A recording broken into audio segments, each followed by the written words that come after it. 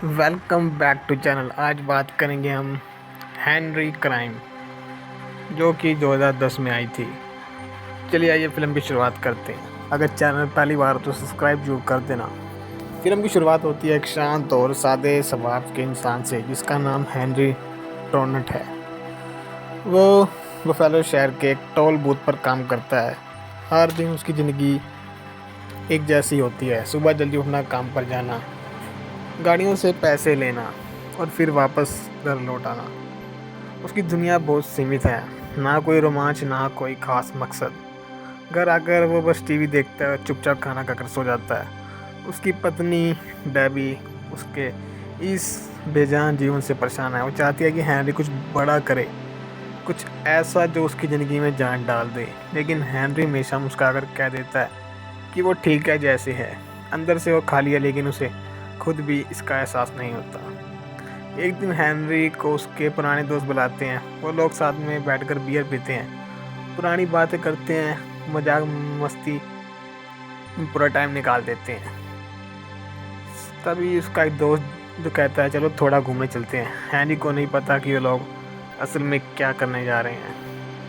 वो बस उनके साथ चल देता है। रात का वक्त है, सड़क सुनसान है और वो सब एक पुरानी कार में निकलते हैं।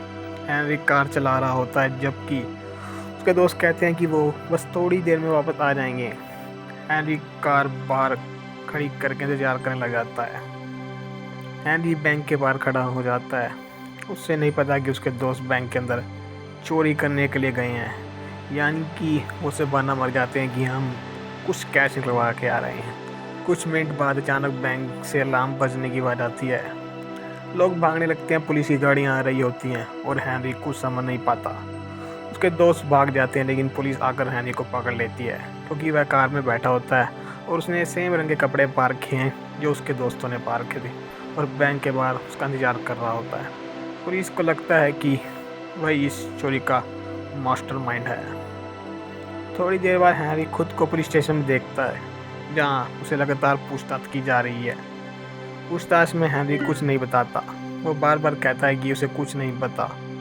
उसने कभी कुछ किया नहीं होता तो वो कैसे बताता। उसने कुछ नहीं किया, लेकिन कोई उसकी बात पर यकीन नहीं कर रहा था। सारे पुलिस वाले उसको दोषी ठहरा रहे थे। उसके पास कोई सबूत नहीं होता तो यह साबित करे कि वो निर्दोष है। कोर्ट में उसे पर बैंक लूट के इल्ज़ाम साबित हो जाता है और जज उसे 3 साल के लिए जेल में फेंक देता है। जेल जाने से पहले उसकी पत्नी डेबी उससे मिलने आती है, लेकिन उसके चेहरे पर अब कोई प्यार नहीं बचा। वो कहती है कि वो इस सब में उसके साथ नहीं रह सकती।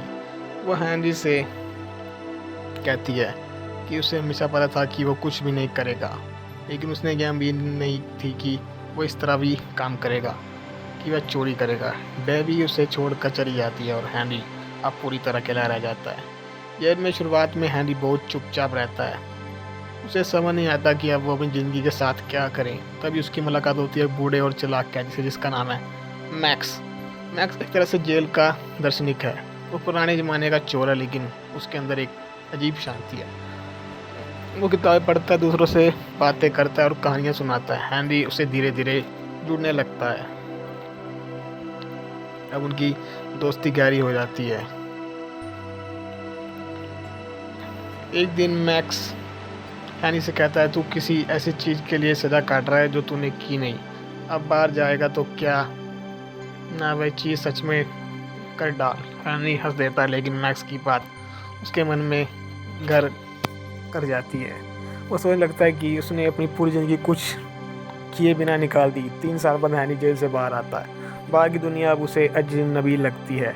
उसकी पत्नी किसी और के साथ रहती है, उसका घर जा चुका है, उसके पास कोई काम नहीं, ना कोई पैसा। वो टोल बूथ पर लौट कर देखता है, लेकिन अब जगह कोई और काम कर रहा है। वो शहर की गलियों में घूमता है, अपने अतीत को सोचता है और फिर उसी बैंक के सामने खड़ा होता है जहाँ से उसकी बर्बादी शुरू हुई थी। वो बैंक को देखता है, फिर खुद से मुस्कुराता है, अगर मैंने इसकी सज़ा झेली है तो अब इसे सच में लूटूंगा। वो बैंक के चारों ओर घूमता है, उसके बगल में बने एक पुराने थिएटर को देखता है। उस थिएटर का नाम है बुफेलो प्लेयर्स थिएटर। धीरे धीरे उसे पता चलता है कि थिएटर के बेसमेंट से बैंक के वॉल तक पुराना सीवर टनल बना हुआ है।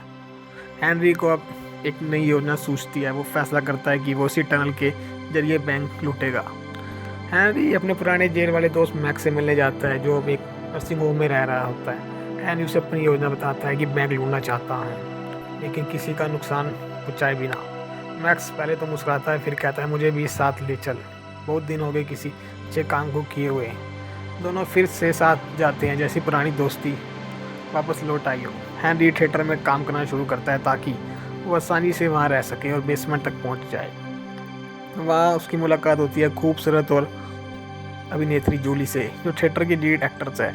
जूली शुरू में हेनरी को एक अजीब और थोड़ा संकोची आदमी मानती है, लेकिन धीरे धीरे उसकी ईमानदारी और सादगी पसंद आने लगती है। दोनों के बीच एक अजीब लेकिन प्यारा रिश्ता बनने लगता है।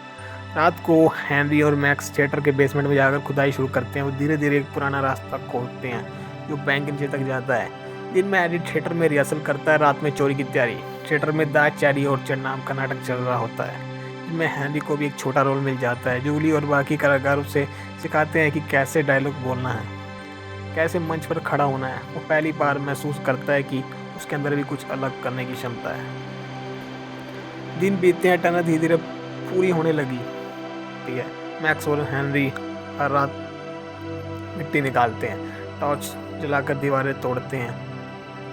इस दौरान दोनों के बीच कई बार मजाक, बहस और दोस्ती के पल आते हैं। हैरी अब दो दुनिया के बीच रहा होता है, एक तरफ प्यार, थिएटर और सच्चाई की दुनिया, दूसरी तरफ चोरी, जोखिम और रहस्य की दुनिया।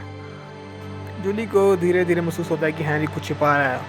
उसे उसके अजीब व्यवहार पर शक होता है। वो कई बार देखती है, वो रात में गायब हो जाता है, किसी अंधेरी जगह से मिट्टी से सना हुआ लौटता है, लेकिन वो कुछ नहीं पूछती, क्योंकि अब वो उससे लगाव महसूस करने लगती है। आखिरकार बात आ जाती है जब चोरी करनी होती है। वे टनल से रेंगते हुए अंदर जाते हैं, वॉलेट के पास पहुंचते हैं और उसे खोलते हैं। हैनरी के हाथ कांप रहे होते हैं, लेकिन मैक्स शांत है। वो उसे कहता है अब सोच मत, जो करना कर। दोनों पैसे निकालते हैं, लेकिन तभी बाहर पुलिस की गाड़ियाँ आ जाती हैं। जूली को सब पता चल चुका होता है। वो उनके पीछे पीछे आती है और हैनरी को रोकने की कोशिश करती है। वो कहती है ये सब पागलपन है, लेकिन हैनरी कहता है मैंने इसकी सज़ा पहले ही काटी, अब इसे पूरा करना मेरा हक है। अचानक हालात बिगड़ जाते हैं, पुलिस को भनक लग जाती है कि कुछ चल रहा है। मैक्स हैनरी से कहता है कि भाग जाएं। वो खुद वहीं रुकता है और कहता है मैंने अपने हिस्से का रोमांच ले लिया है, अब तेरे लिए वक्त है अपनी ज़िंदगी जीने का।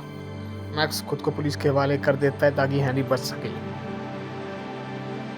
हैनरी पैसे लेकर बाहर आता है, लेकिन कुछ कदम चलने के बाद रुक जाता है, पीछे मुड़कर बैंक की तरफ देखता है और फिर पैसों को छोड़ देता है। उसे एहसास होता है कि उसे इन पैसों का भी नहीं, पर एक आज़ादी की ज़रूरत है। वो थिएटर की ओर भागता है, जहाँ जूली उसका इंतजार कर रही होती है। उसके सामने खड़ा होकर कहता है मुझे अब चोरी नहीं करनी, मुझे सिर्फ तू चाहिए। उधर पुलिस मैक्स को पकड़ लेती है, लेकिन उसके चेहरे पर कोई डर नहीं है। वो मुस्कुरा रहा होता है, क्योंकि वो जानता है कि उसने हैरी को एक नई दिशा दे दी है। फिल्म यहीं ख़त्म होती है, एक शांत लेकिन गहरी मुस्कुराहट के साथ। हैरी अब वही आदमी नहीं रहा जो हर दिन टोल बूथ पर बैठा रहता है। अब वो एक ऐसा इंसान है जिसने अपनी ज़िंदगी की कहानी खुद लिखी और अपने क्राइम को अपने सपनों में बदल दिया। यह फिल्म हमें सिखाती है कि ज़िंदगी का सबसे बड़ा अपराध यही है, कुछ ना करना, बस जीते चले जाना। हैनी का असली अपराध चोरी नहीं था, बल्कि वो सालों तक खुद को रोक कर रखना था। जब उसने खुद को आज़ाद किया, तब जाकर वह सच में जीना शुरू कर पाया। चलिए मिलेंगे नेक्स्ट वीडियो में, तब तक मेरे चैनल को जरूर सब्सक्राइब करें। धन्यवाद।